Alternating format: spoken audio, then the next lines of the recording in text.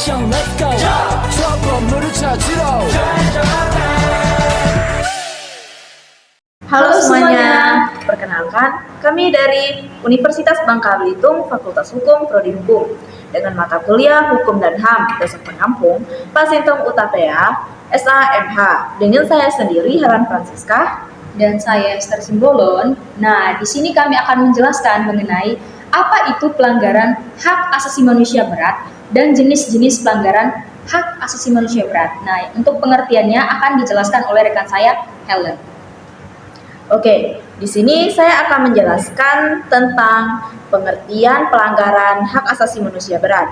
Pelanggaran hak asasi manusia berat adalah kejahatan luar biasa yang mengakibatkan kerugian yang bersifat sulit dikembalikan keadaan semula.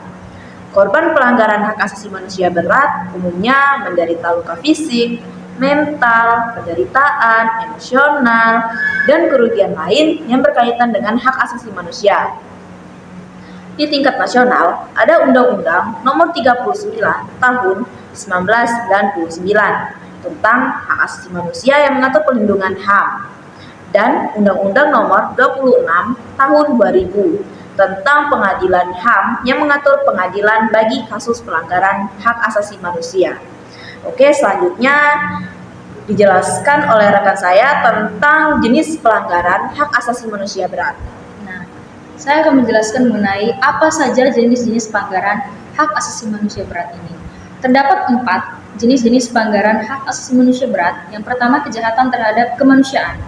Kejahatan luas dan sistematik yang ditujukan kepada warga sipil yang tidak manusiawi dan menyebabkan penderitaan fisik dan mental. Bentuk perbuatannya dapat berupa pembunuhan di luar hukum, penyiksaan dan hukuman kejam, tidak manusiawi atau merendahkan martabat, dan menghilangkan nyawa secara paksa, perbudakan dan praktik serupa perbudakan, deportasi atau pemindahan penduduk secara paksa. Dan yang kedua, genosida, yaitu pembantaian brutal dan sistematis terhadap sekelompok suku bangsa dengan tujuan memusnahkan seluruh atau sebagian bangsa tersebut. Bentuknya dapat berupa pembunuhan anggota kelompok, penyiksaan dan hukuman kejam, tidak manusiawi atau merendahkan martabat, sengaja menciptakan kondisi hidup yang memusnahkan, mencegah kelahiran dan memindahkan anak-anak secara paksa. Dan yang ketiga, kejahatan perang, yaitu pelanggaran terhadap hukum perang baik oleh militer maupun sipil. Bentuknya dapat berupa menyerang warga sipil dan tenaga medis, pemerkosaan, perbudakan seksual, pemaksaan prostitusi, pemaksaan kehamilan, pemaksaan sterilisasi, atau bentuk kekerasan seksual lain yang memiliki bobot yang setara, menyerang pihak yang telah mengibarkan bendera putih tanda menyerah. Dan yang terakhir, keempat, agresi, yaitu perilaku yang bertujuan untuk menyebabkan bahaya atau kesakitan terhadap target serangan dan mencakup kepada kasus yang sudah diterangkan sebelumnya, yaitu yang pertama akan dijelaskan oleh rekan saya, Helen. Oke, dari kasus pertama tentang tindakan pemindahan anak yang dilakukan negara Israel terhadap Palestina. Dari kasus pertama dan ini masuk ke dalam pelanggaran hak asasi manusia berat karena melakukan tindakan pemindahan anak yang dilakukan negara Israel dan Palestina. Secara langsung dapat menyebabkan penderitaan fisik, mental yang dalam terhadap anak-anak dan itu adalah perbuatan yang tidak manusiawi.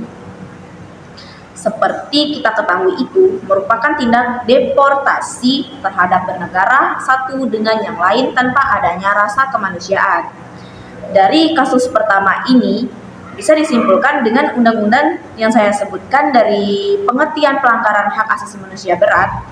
Saya ulangin, Undang-Undang Nomor 26 Tahun 2000 tentang Pengadilan Hak Asasi Manusia dimaksudkan untuk memberikan landasan hukum dalam menyelesaikan pelanggaran hak asasi manusia yang berat, khususnya kejahatan genosida yang dijelaskan rekan saya tentang genosida tadi dan kejahatan terhadap kemanusiaan.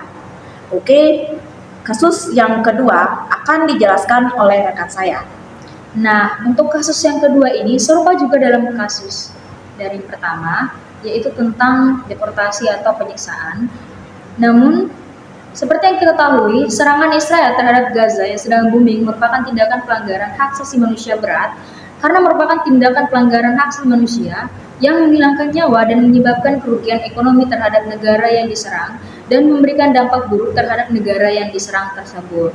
Oleh sebab itu, dalam kasus ini termasuk dalam pelanggaran hak asasi manusia berat.